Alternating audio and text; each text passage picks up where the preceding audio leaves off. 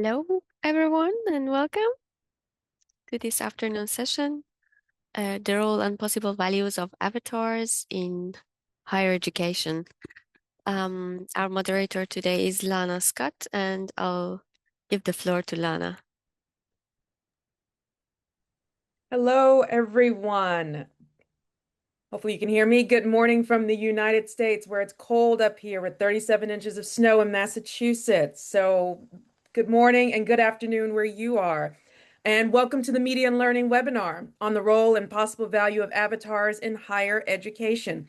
Once again, my name is Lana Scott, and I'm the Assistant Media Development Director for Open Learning and the Manager of Media Services for MITx at the Massachusetts Institute of Technology in Cambridge, Massachusetts. And I'm your moderator for today's session.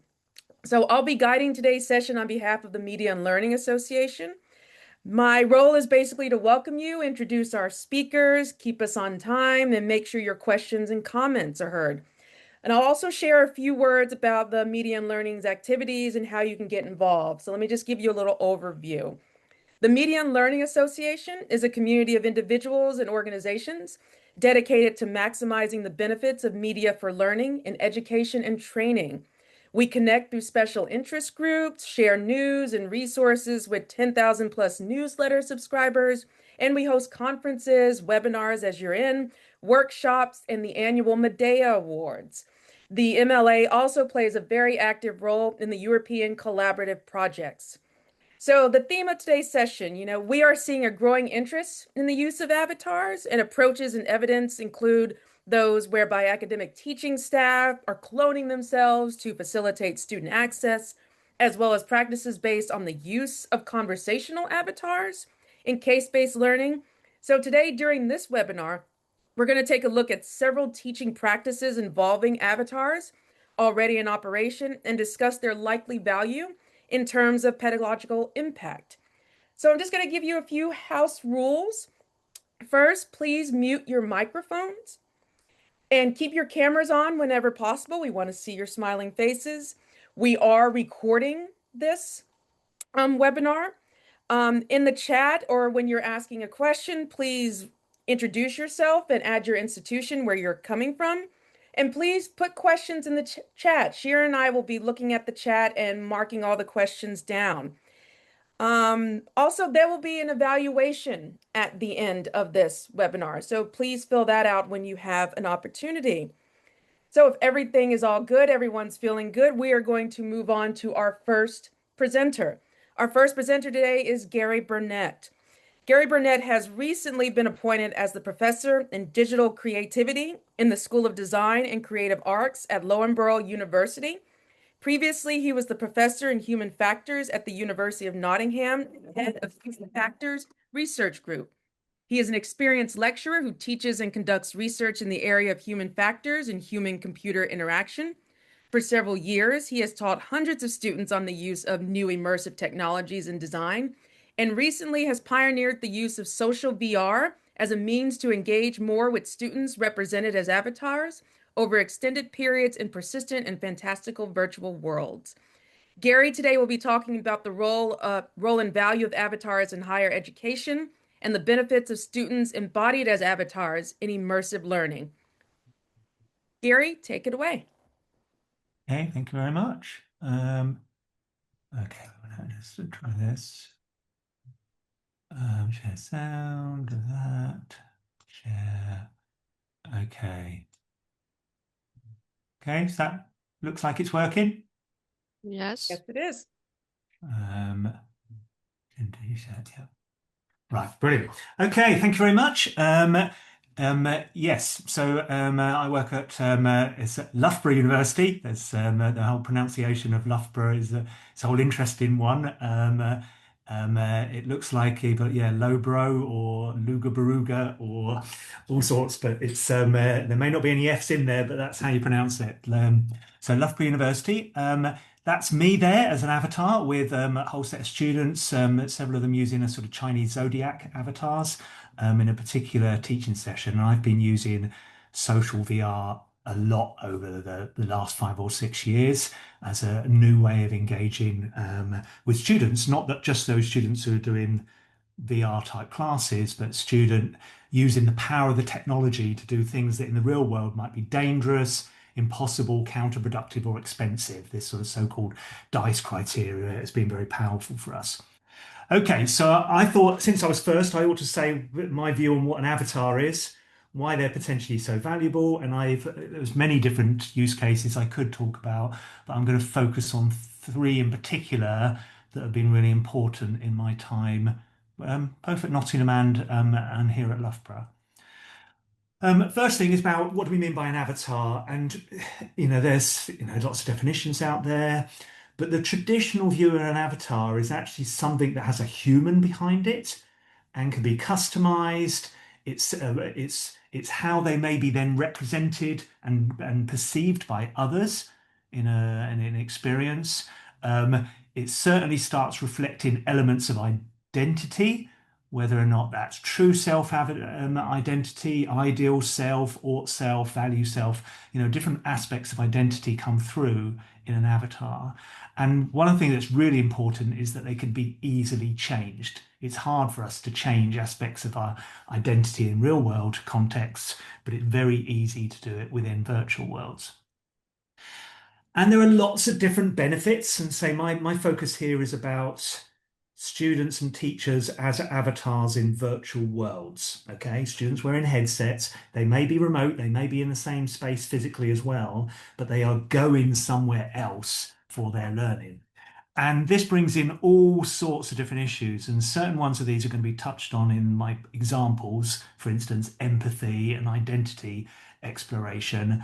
But others are going to be more sort of, I feel like I should all mention here, there's some really strong sort of emotional engagement issues. We are naturally social creatures, and when we are fantastical avatars in these fantastical spaces, very strong emotions, very strong memories can be formed.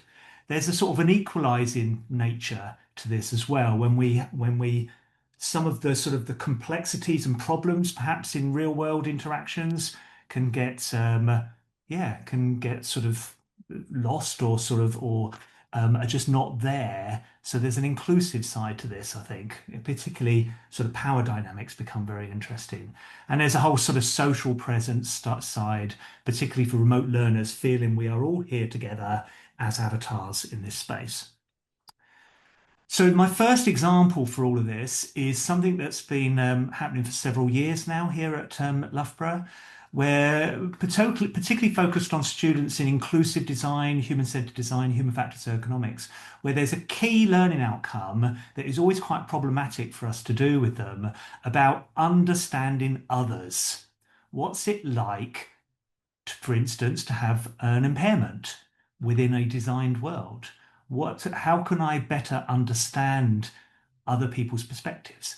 And VR is really good for this. And then using certain avatars that we bespoke avatars that we design that have that put you into a wheelchair in order to consider different issues of reach and vision, or put a mesh in front of your eyes to give you different visual impairments like cataracts or glaucoma or macular degeneration. This can be really, really powerful. And this has been a sort of an ongoing sort of research project as well for us. So to see that sort of happening, this is in one of the early uses. Students essentially are embodying wheelchair avatars in a sort of challenging world, and they're having to cross the road and in this case use an ATM, use a cash point. And so they get into issues of, where are my hands now and what can I see and these kinds of things. So show that in there. Use your hands for those on the VR. Start thinking about what it would be like to try. So you see them all sort of reaching up and realizing, my arms have to go up quite high to be able to reach the controls of this cash point. And the more recent one is in a sports stadium where they're wandering around this sports stadium and they're having to engage with a hot dog stand. Sort of buy a hot dog, buy a hamburger, buy a beer, and it's what's that like when basically in this context they've got cataracts. Okay, so the everything's very blurry. Can't read. Loaded dog. Loaded dog. Oh, corn dog. Okay. So they're having to think really hard to be able to say that. £5.50. Oh. No, not that. Yum, yum, yum. So you've got this whole sort of role play here, but the key thing is that you're walking in the shoes of another while you're doing that, and you're using these different impairment avatars to get that sense of a different perspective on the world.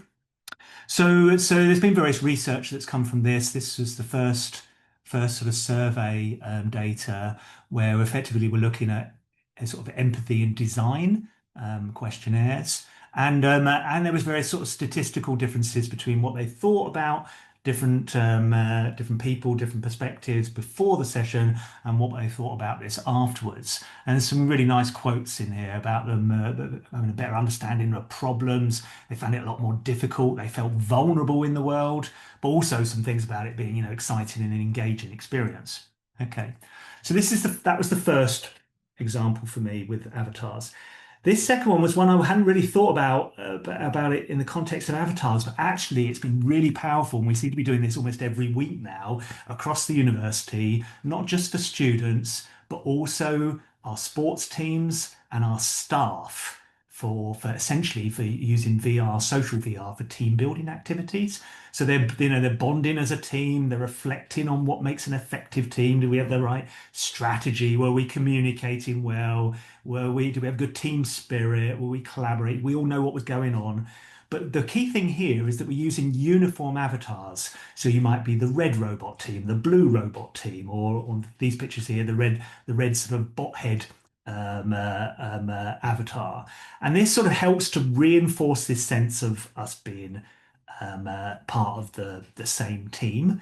And the way this works, this particular maze experience, is that you have the on-the-ground explorers, but you have a leader who becomes a giant in the world, looking down at their teammates like little coloured ants, trying to help them to find their way out of the maze. So you also have a strategy element. Do we try and find the magical item in the maze that's going to take us off the best path?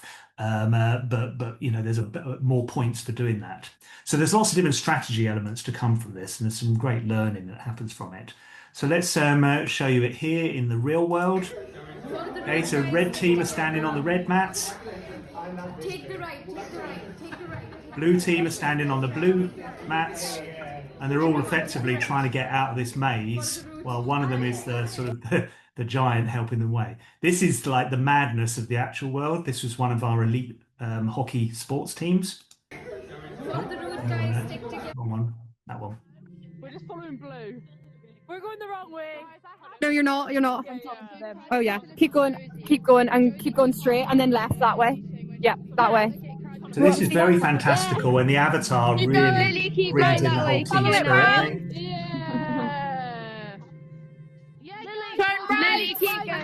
Right? So there's the red team got out, yourself, but the blue team had the magical item, so they ended up winning ultimately. Sorry. So they found the magical hockey stick. You're at the end, girls. Oh yeah! Woo! Yeah. Woo! Oh, they beat us. Yeah, magic Hey. stick. All right, guys, high five. High I five. was like, Guys, high five! High five! High five. High five, Hannah. Yeah, that was quite fun. I enjoyed that. Low five. Guys, not gonna lie, that was kind of stressful. I love the finishing bit there. There was all that fun, the people on the ground, whereas the giant found it very stressful. So this was an interesting thing about being a leader. Okay, this is just some survey results from this. So the fact that the students after the VR experience had a much stronger bond towards their team members, and their attitudes towards teamwork as a whole has significantly changed. So they feel confident about their team members, they feel more connected to them. So this was quite powerful in terms of this. I'm conscious of time, so I'm not going to get into this, but the qualitative data showed certain themes that were really important in this experience. So my last one is a broader one about what happens if you start having VR classes that happen over many sessions. So they're coming back more and more times, and you can then the avatar becomes something used over time and starts to becoming really important for identity. And this first came up for me in Nottingham, where I had modules where my students would be avatars throughout the semester. Because the module was about VR, and they were certainly during the pandemic, I only knew them as avatars. So this became like quite a powerful thing about what does it mean when you are now an avatar as your primary representation in education. And there were lots of different sort of aspects to this. That the beginning of the semester they tended to think it was more important to be human. By the end of the semester they were actually thinking I much prefer being a cartoon or a robot or something else.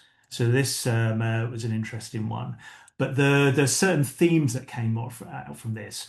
One is quite often students do feel that they want it to look like them in some way for a variety of different reasons. But sometimes they may want it to not look anything like themselves.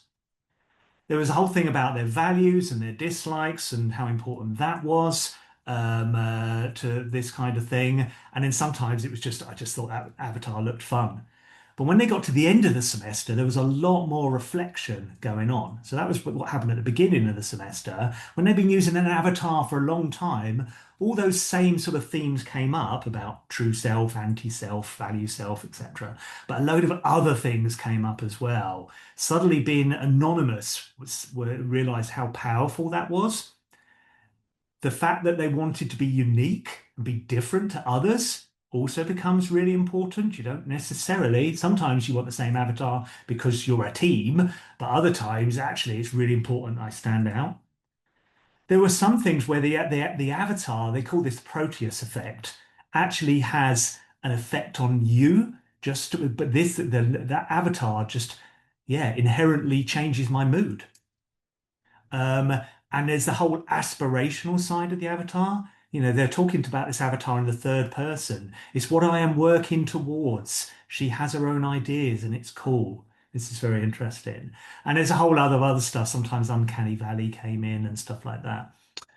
Okay, and this was a particular model that sort of was presented at an iLearn conference where you really, when you're talking about avatars from an identity point of view, particularly you've got a certain positive things that you really want to push, but you want to minimize some of these negatives because some of these things do happen.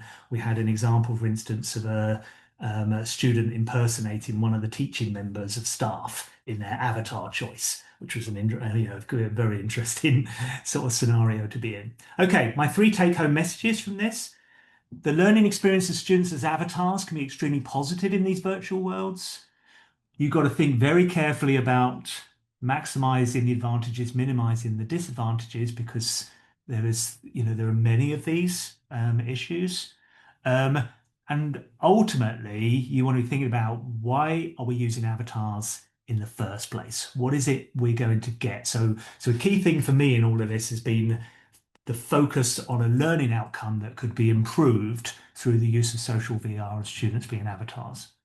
My last thing in here is just this is where things are going at the moment. We've got now our own university avatar creation software, so we can start bringing in aspects of brand to this, which is an interesting one in terms of students' sense of belonging towards university. Okay. All right. Just about 15 minutes there. I'll stop sharing.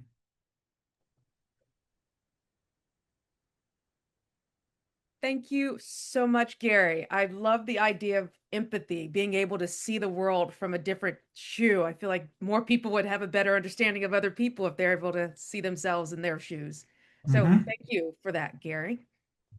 We are going to move on to our second presenter, Mr. Eric Boone. Eric Boone is an expert in multimedia education at the Education Lab, Center for Teaching and Learning at Vrije University. Currently, Eric is the chair of SurfSig Media and Education. Coming from a technical background, he has gained extensive experience in developing tools and practice for education. His presentation is called AI Avatars at VU. He'll be presenting 3 use cases where AI-driven avatars were used in various course configurations. Eric, take it away. Thank you very much, Lana. Now I need to find the share button. Yeah, it's somewhere over here. And then share sound. Okay. You should be able to see my presentation now. Yes. Yes. No, well, that's very nice. Um, I was a bit blown away by the let's say the deep thought and extensiveness of the previous presentation, and I tend to make it more practical. So we've been experimenting and thinking about the use of avatars in education for not for 5 years, but for let's say 3/4 of a year or about a year now. And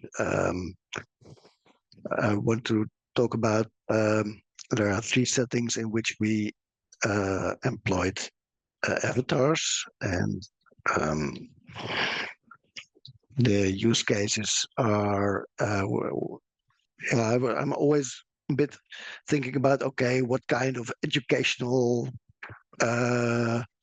setting should I name it? But I have two cases which I call case-based learning, which is a consultancy assignment and a simulation assignment, both for the economical faculty, and one is for organizational development and change, and the other is for foundations of strategic management, and the other is called virtual character role play, which is for the European law history.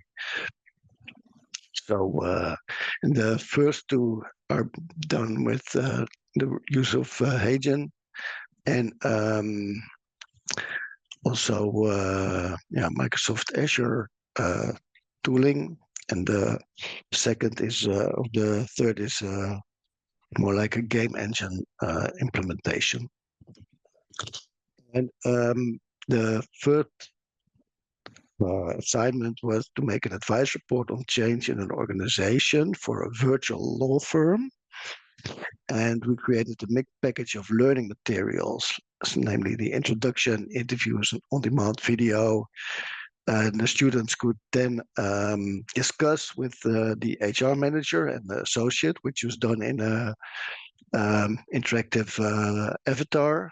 And that were individual assignments, and then they could do an intake interview in the group with one of the partners, and then they had to write their group assignment, their group I'd say group report, and that resulted in a summary video in which the partners can those were the screenshots of how that looked. And those familiar faces may seem familiar because that's from the package of Hagen, and you can name them whatever you want.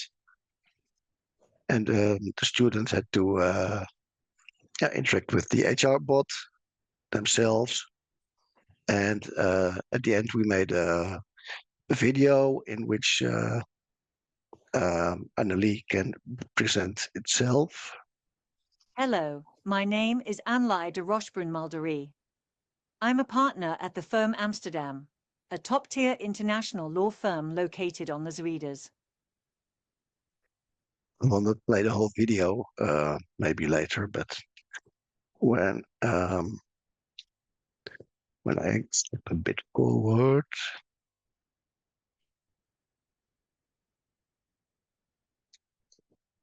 He came to our office on the Zuidas for a 10-minute interview with me. It was an intense day, but I was impressed by the sharpness of their questions. We also made some records of that behind the scenes we can show you. How merit is defined within the firm, and do you believe that that works equally for both men and women? Because we heard from other interviews that we had inside the company that there is a bit of a divide between that and a bit of a double standard. Meritocracy here is about tangible results, not perception or circumstance. Success hinges on impact and commitment, regardless of gender.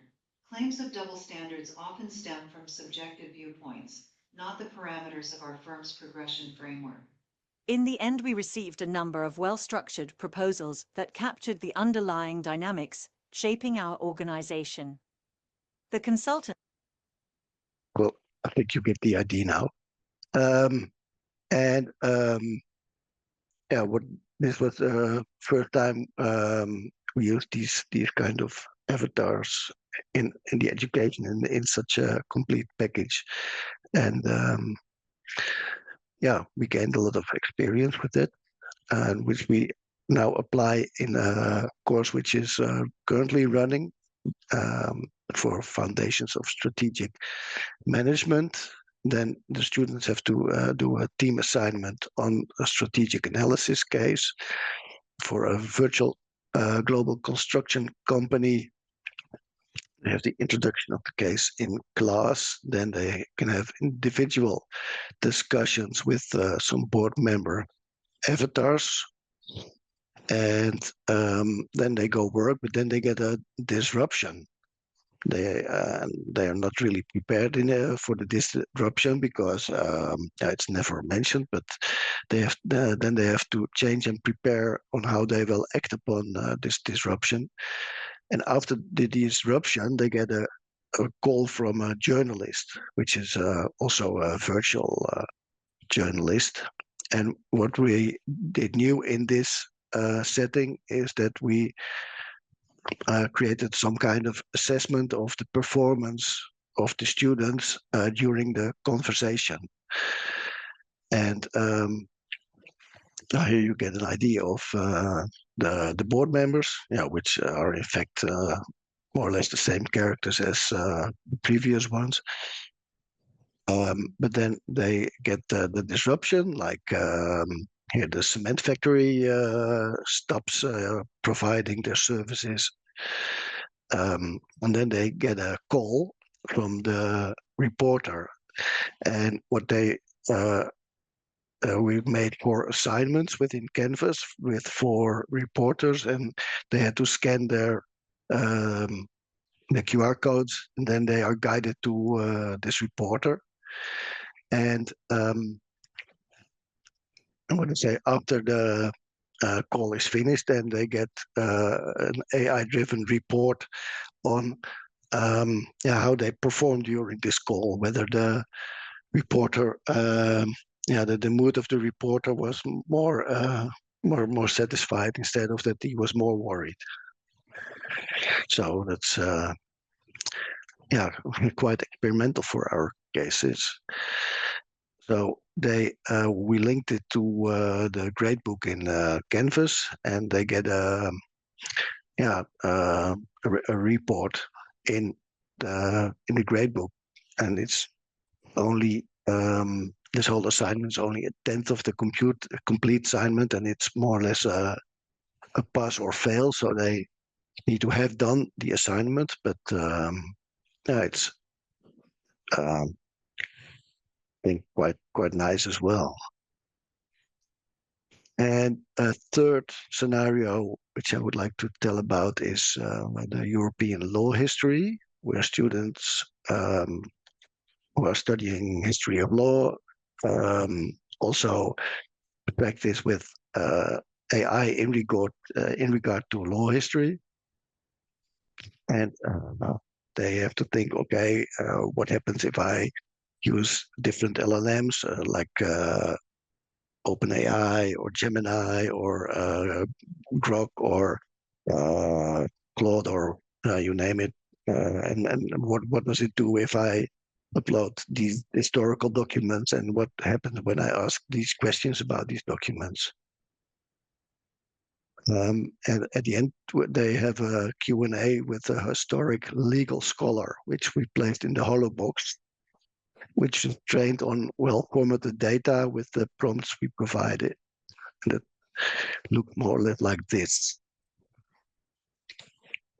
Er stelde zijn commentaar op artikel 25 dat kriegslieden en burgemeesters niet als officiers van het land moeten worden gerekend. Hij redeneert dat zij geen rechters of officiers van het land zijn, maar alleen van particuliere gedeelten. Heeft u wellicht een vraag over welke personen Hamerster wel onder de term officiers van het land schaart? Welke aanpassingen zou u doen ter aanzien van het kiesrecht? Als rechter Lex Frisius, levend in 1758, zou ik elke aanpassing ten aanzien van risico's bezien vanuit het. Yeah, I think you get the impression, and if you want more, then we could discuss it later. I also wanted to talk a bit about the solutions we used. Last year on the Media Learning Conference, I became aware of the term SPLOT, which is using WordPress as middleware for your educational experiments. And we use a WordPress site. We're integrated in Canvas via the LTI protocol. And what we do when we get a specific question about gaming or these kind of things, we see if there's a plugin already available, and otherwise we develop it. For this we made a combination of HeyGen, Azure Speeds, Azure OpenAI Chat in the EU to be within the safety of our European Union. And it looks more or less like this. And then you can place it as an external tool in the assignment. And for the Holobox, we built it in Unity with characters from Reillusion. We linked it to Azure, and I did not do it myself. I had a colleague from the Network Institute develop this. And looks a bit intimidating. You can also use Godot with the more simpler Actor Core characters, but still it's not a really out-of-the-box solution yet. And of course, we also have some challenges like cost stability, support stuff, prompting, etc. So that was more or less what I wanted to tell you. And I think it would be very nice to have a discussion afterwards about all these kind of things.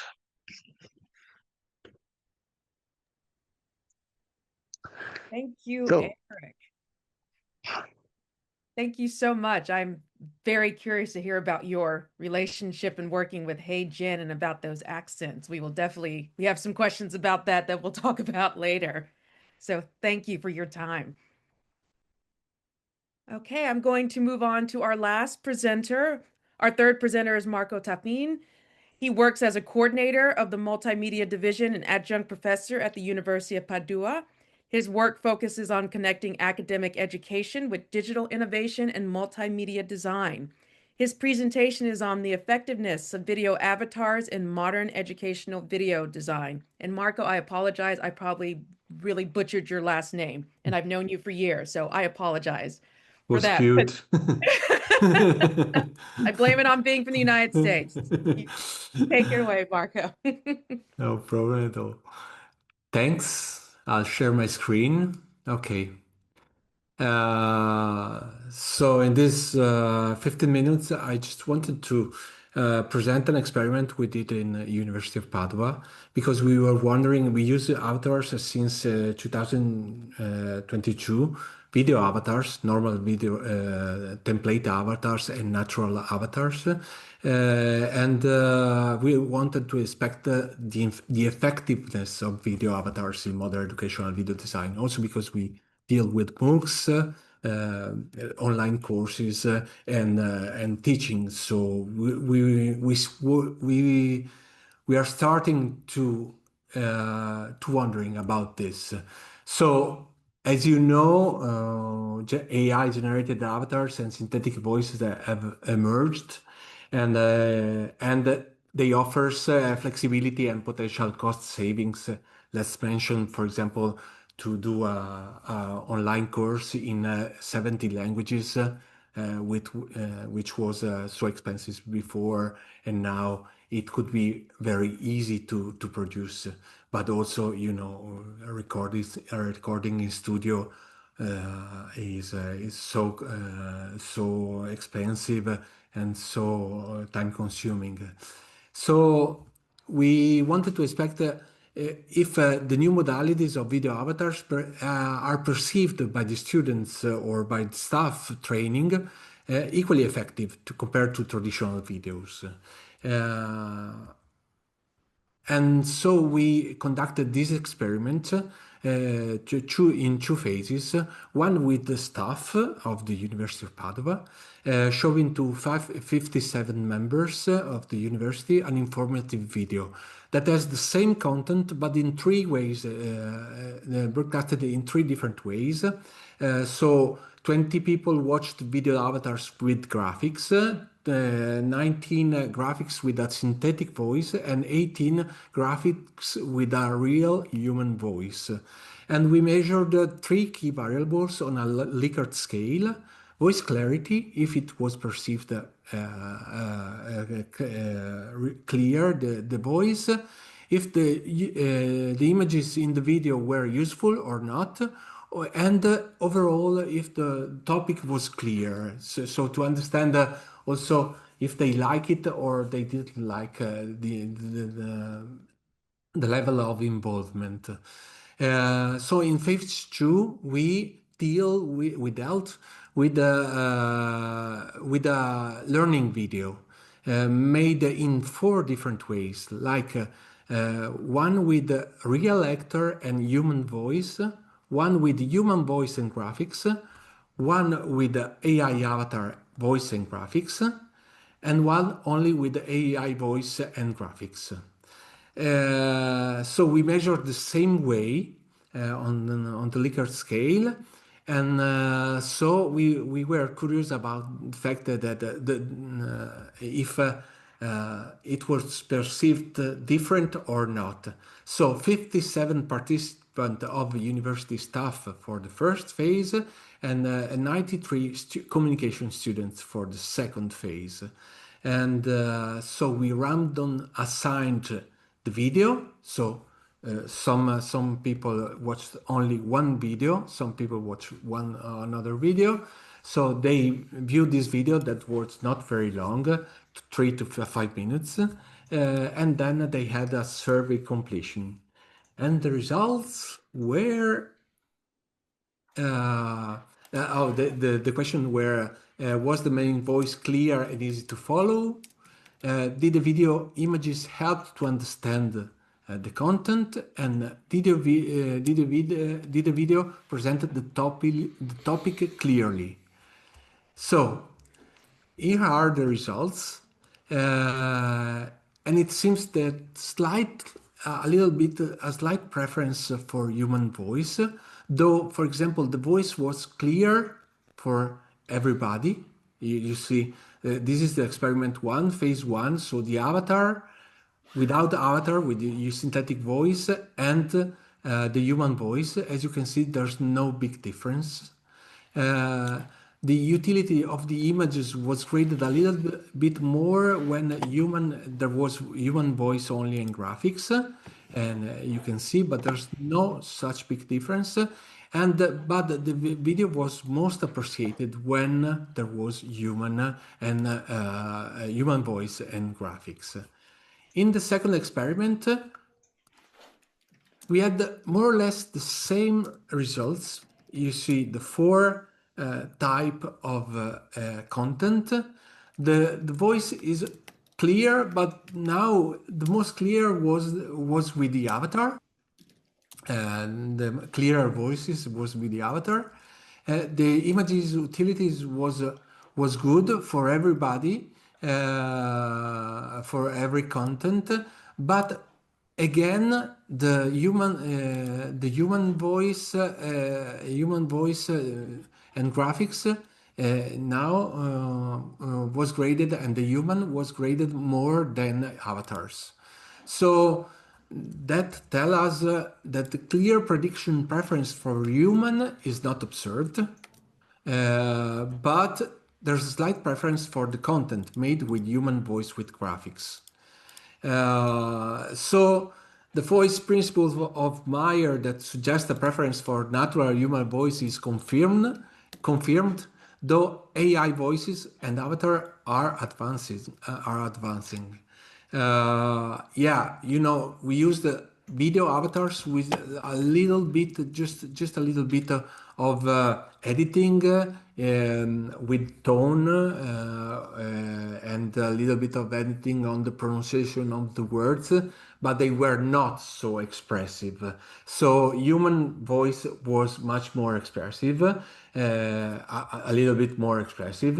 Although there are many teachers that are not expressive, they are equally expressive as avatars, but this is another story. But we have to take in account many things about that. More recent studies, as Zhang and Wu, that published in Nature in 2024, have found that factors like avatar expressiveness, sorry, and the technical quality of the video positively influenced learning, emotional experience, and user engagement. We have to take in account that avatar expressiveness now, the video avatar we produce, they don't understand what they are saying, so they are not expressive, and so this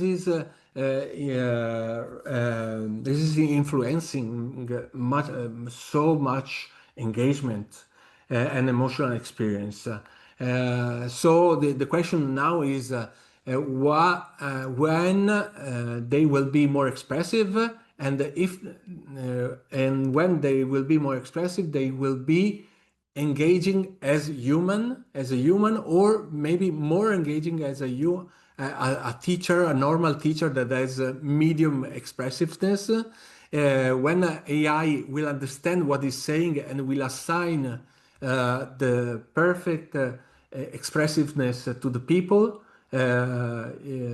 speaking, maybe it will be much more precise than a human, and so it will create more empathy or not. This is an open question. Okay. At the moment, we report that AI video avatars, normal AI video avatars, are a little bit less expressive than human.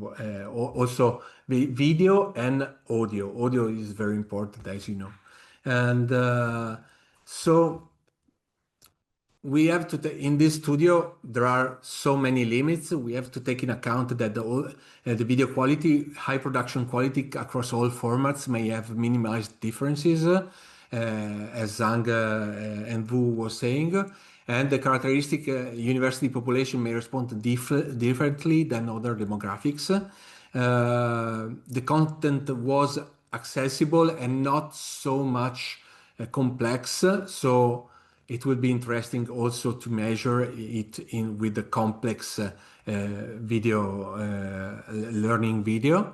And another thing that we reported is the fact that the digital familiarity, the participant comfort with technology in new generation increased the acceptance of artificial formats.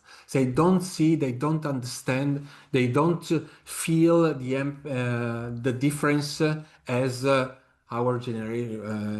older generation do. So what we would like to explore in next weeks and month, it will be to replicate with larger and more diverse samples of learning videos, and incorporate objective learning outcome measures, and investigate the impact of varying content complexity and types.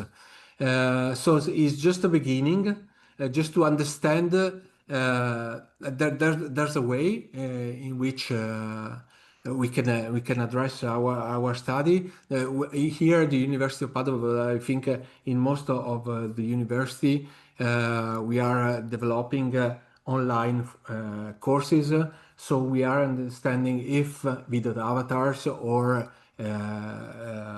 other things can substitute the teacher, because the fact that when you teach, when you are a teacher and you have a relation with your students, it's okay, but the online course has different parameters, so maybe it will impact in a different way. Video avatars will impact in a different way from traditional teaching in presence teaching. So thank you, and I'm open to questions. Thank you so much, Marco. That's something that we're trying to figure out at MIT because we also do online courses, and our big main takeaway is that these are MIT professors. So what happens if you're not seeing an MIT professor in the online course and you're seeing an avatar? Are students going to feel cheated or things of that nature? So we're actually trying to figure that as we speak. So thank you all. We do have some questions. Marco, I'm going to start with you since your presentation was just a second ago. We did have a question for you. Were the avatars in videos of phase one always on camera, or did they show graphics from other videos? There was on phase one, there were one content in which alternate with graphics. Okay. Hi, Marcus, and but they weren't in any content. They weren't every time on the videos because you cannot do it for 5 minutes of a monologue with a video avatar is so boring that nobody can tolerate. Thank you, Marco. Eric, there were a few questions for you about accents and the naturality of voice. So, a couple of questions were there any thoughts on the issues of accents, as the first Avatar had an American accent, or would you think learners have preferred to have a Dutch one? Well, of course, you can divert between languages and accent. And yeah, for the Dutch voices, we use yeah, Azure Speech for the voices, and the amount of voices that speak Dutch is a bit limited. But if you go to English, like English UK or English spoken US or South African or Indian or so, yeah, you have quite a choice of accents, and I don't know whether they are, let's say, genuine, because I'm not a genuine. Yeah, I can of course differ the see the difference or hear the difference between a UK or a US accent, but yeah, and I must say. Yeah, the quality is rapidly evolving, of course, but yeah, we were also looking for a Frisian voice, which is let's say a sub language of of Dutch, and yeah, that was nowhere to be found. So, but I did look into using specific UK voices for this application. Yeah. Were there any feedback on just how the avatar sounded? Like, were they like people will complain it's too robotic or anything because it's clearly not a human? Did you get any feedback on just how natural or lack of natural they sounded? That we did get some feedback on. Okay, well, it's interesting, but you still notice you are speaking to a bot. Yeah. So yeah, we cannot help that yet. This is a question for Gary. Gary, how was the experience with motion sickness or any other inconveniences around the students? Okay, yeah. So there's a lot of different things going on here. The first thing to say is that generally our experiences don't last more than 10 to 15 minutes in one go with a headset. 25 minutes maximum in any of these kinds of things. The second is that obviously some forms of VR experience are more triggering than others. And the maze challenge is an example of one that may bring out issues of sickness because there's a lot of moving in the world. And so you get sensory conflict. One part of your brain telling you you're moving and another part telling you that you're not. Um, we we deliberately sort of slow down the avatar in this thing, so you do move through the world quite slowly. Most importantly is that this is WebXR. All the VR experiences that I run are WebXR. So that basically means if there's any student that has any sort of issue, they just go off on the side on a desktop computer and they're still part of the experience. And I think for the maze one, I think every time we do this with maybe 15 to 20 students, there's always one or two in that situation. Some students are just more prone to this than others, and we inform them of the risk factors in advance. If you suffer severe migraines, severe motion sickness, epilepsy, etc., then you're best off going off on the desktop. And the setup is very much there because that's just such an important part from an accessibility point of view. Thank you. I think this might be a general question for all three of you from Sharon. Is there any research or evidence on how using avatars affects neurodivergent students, particularly those with lower attention spans, ADHD, or similar conditions? Have any of you run into any of that? Yeah, it's come up in my area for sure. I've not specifically investigated that, but I suspect that was a key issue, especially when I've run online courses where all my students are avatars and they are particularly empowered. Certain students are more empowered by being behind the veil of an avatar than others. And my suspicion is that that relates to certain aspects of neurodiversity.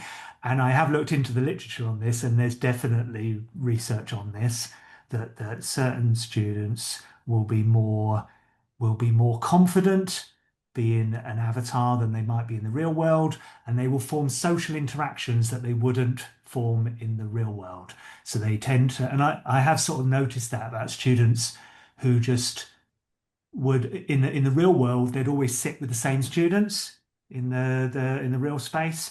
And in the virtual world, they just are empowered to interact with anyone in the world. In fact, and their relationship with me becomes very different as well. So I mentioned that in the intro to my talk. There's an equalizing nature to this, which is sort of has many positives, has certain negatives because you get into whether or not those behaviors are appropriate or not. But it certainly creates a more level playing field, I think, for education. Marco or Eric? No, I didn't get it into it. No, we did not do specific research, but yeah, having two neurodivergent persons around, including perhaps myself, I think it would be um, if you are not too confident in the real world, if you can present yourself with an avatar, it could be empowering, and that's what I also see in my close environment. That now people hang on to their OG. So yeah, but we did not dig into that within our university, as far as I know. Gary, I think this question might be for you because someone was interested in the comment I brought up about cloning MIT professors, because it looks like you also cloned yourself. So I'm curious if there's anyone else doing that. Are you doing any cloning of actual academics and teachers that look and sound like you? Okay, that's more into the hologram stuff, which I Yeah, didn't the talk about. hologram. Yeah. So we have been doing stuff with hologram teaching within the university, and I talked about this at the Media and Learning Conference, I think last year. But this is really about beaming in speakers from around the world into our lecture theatres to provide access to expertise that students wouldn't typically have within campus. And that's been a really interesting thing, and it's sort of starting to build momentum within the university now.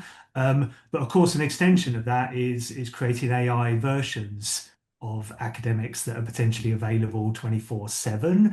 And that might be as a hologram in certain spaces, or it might be as within a virtual world for students to go and engage with. I think yeah, it's one of the things that's very interesting from a research point of view, but clearly incredibly controversial and incredibly disruptive in terms of what that might actually mean and how authentic that is, and how it might be open to abuse on the part of students to, get the classics of I want to try and get the AI teacher to say something controversial type thing. It's, that we have certainly pushed the sort of limits of stuff. So yeah, it's something that particularly my colleagues in computer science have been quite interested. At the moment, they've been doing it more typically similar to Eric with famous historical figures or bring in, sort of, have a conversation with with Einstein or Cleopatra or whatever. And yeah, even that raises issues of authenticity, I think.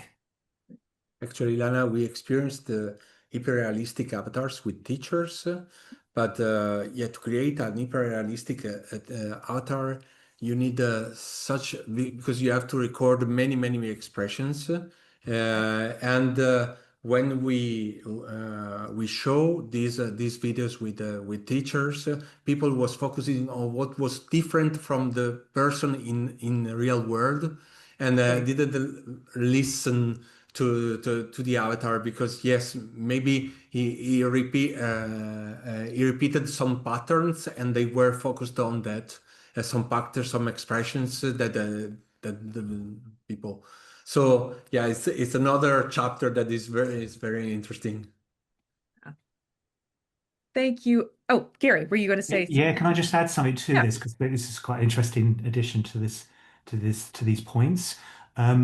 I was in Chicago sort of a year or so ago at the Immersive Learning Conference, and there was a presentation there from someone at the Holocaust Museum in Illinois, and they were using hologram avatars, I suppose, of Holocaust survivors that were pre-recorded sort of volumetric video, creating a sort of hologram representation. And the interesting thing here was there was no large language model behind any of this. Effectively, it was anyone who was in the audience that would ask a question. Essentially, the system is then deciding what the appropriate clip is to then move from a resting pose for the hologram to an appropriate answer. So the interesting thing there is it's not it's the words of the Holocaust survivor. It's in their words. It's not trying to come up with what they think they might say and then hitting problems. And of course, this is more demanding to do because you've got to record these people for many hours of video. But I think you could tell from the presentation and the clips being shown of particularly children classes responding incredibly emotionally to these stories from the Holocaust of authentic people. So I thought this is a really powerful use for this kind of technology. So the AI part of it is a very simple part. It's just deciding what clip to take from pre-recorded material. Wow, that does sound powerful.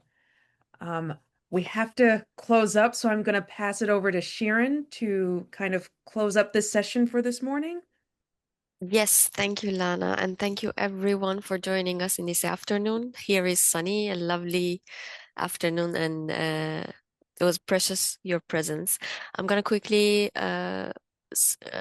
share some announcements with you. If you enjoyed this webinar and if you're into this kind of topics of media and technology in education, please join our other webinars in the current season. We will have 5 more webinars in the season until May. And in June, we will have our annual conference of 2 days in Leuven, Belgium, as usual. Please, if you're interested, read about our conference and register. Our registration is now open. We have also special interest groups that there we have extra activities for people who are interested in a certain topic. We have 5 of those, and if you're a member, please sign up for your special interest groups, and we will share more content with you. And last but not least is our newsletter. I not only invite you to subscribe for our newsletter, but you can also send your news, new publications or any kind of article or announcements to us, and we will share it with our community. Thank you all for joining us, and I wish you a lovely afternoon.